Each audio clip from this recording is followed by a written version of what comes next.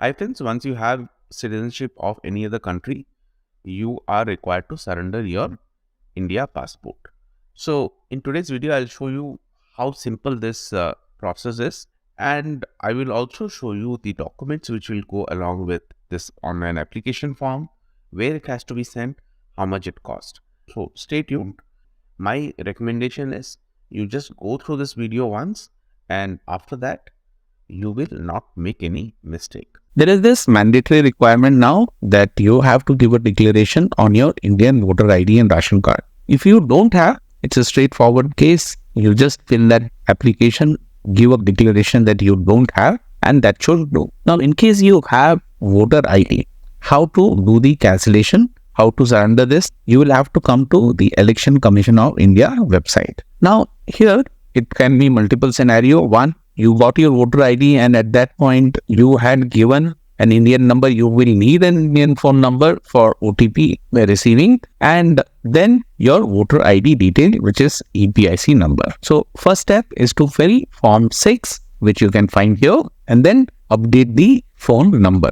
So in case the phone number is not updated, you will have to come to this form 6, update the phone number. This way, if you had not registered phone number, this phone number will get updated on the record.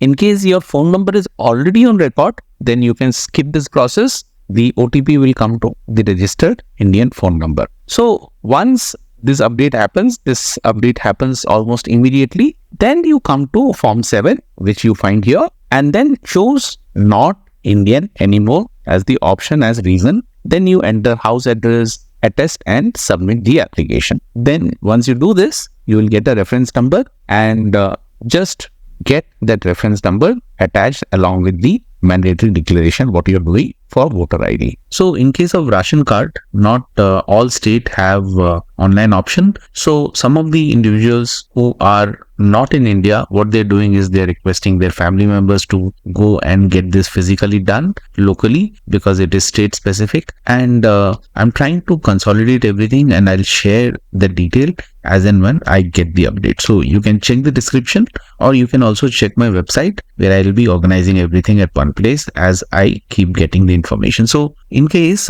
you are going through the process and you have an update, please do share here so that it helps others who are going through this process. So you see this link.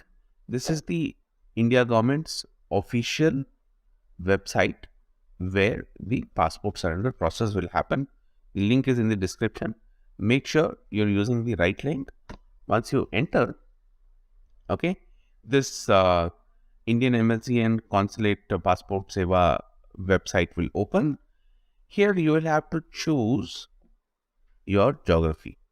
Okay, so I'm in Canada, so I choose America, and then I go and choose Canada. You'll have to do what is in your case. And here, the first thing you'll have to do is to register to apply for passport services. Now, you will have to do this once, where you choose the consulate. In my case, it was Canada, and Canada has 3 places: Ottawa, Toronto, and Vancouver. So based on the geography, you will have to choose the closest one. I will share the link specific for Canada, where you can go and check which is the closest place for you and where you'll have to send your application.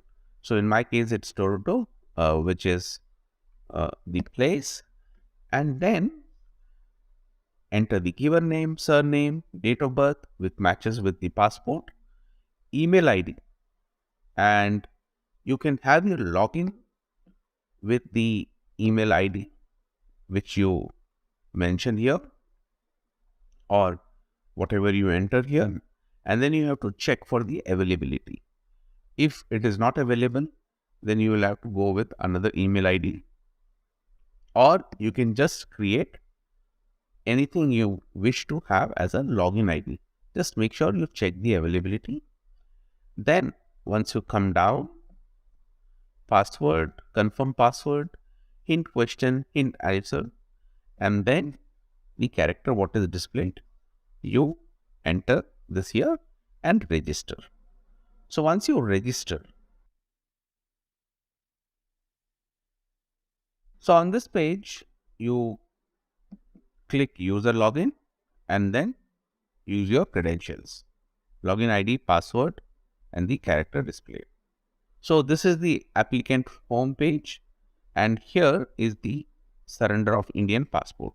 Now you have to create credential only once, even if there are multiple applicants. Like in my case, I would be doing this for myself and my wife, and using this credential, I'll be submitting both the application. So uh, any number of application you will be able to submit through this credential. So once you click here, you come to this page where basic detail of your passport has been asked. This is your Indian passport detail. So let's go and fill this up. Passport number, just look at the passport detail. In this reason for surrender, applicant's nationality, your foreign nationality acquisition date, and the foreign passport number. So in my case, I'll be entering my Canadian detail. So make sure all the entries are correct. Check this with your India passport and the passport which you hold now. Okay. And then click next. Here you'll have to fill your details. Once this detail is filled, is your place of birth out of India? In my case, it was no. So then come down, enter these details. Now this marital status, right? Once you enter this, as you go ahead with the form, there's one place where this confusion might happen, and I will explain that part. So make sure not to miss any of these steps. If you are single, it does not pop up. But if you select married, then that question will come, which might confuse you a little. So I will go to that form and show you what that is little later. Enter the education qualification and this visible distinguishing mark. This is not mandatory. Anything which has asterisk is mandatory. Here it is not mandatory. So you can leave it blank or you can mention it. Okay. So go next. Here you enter the family detail. So as a spouse, when you're filling this application, the question which will pop up in your mind is that I'm still holding India passport. So what will be my nationality? Now, once you have acquired other nationality, like Canadian nationality, you are no more Indian national, even if you have not surrendered the certificate. So the answer here will be the nationality to which you are currently with. So select that. This might be little confusing. So I hope this clarifies. And once all these entries are made, go next. Present residential address. Here is your present residential address out of India. You choose yes or no. Then enter the entire detail. So once you enter all detail, make sure to check this and then either save or click next. Emergency contact detail, enter the detail. Once the detail is entered, click next. So you come to this page. So on this surrender certificate detail, you will get this, and once you validate, let's go to next. So this is the complete application. Whatever you have filled, that has come here. You check the passport details. The surrender reason is by default this, then check your nationality, the details of your foreign passport, your detail, your family detail, the residential address, and then emergency contact detail.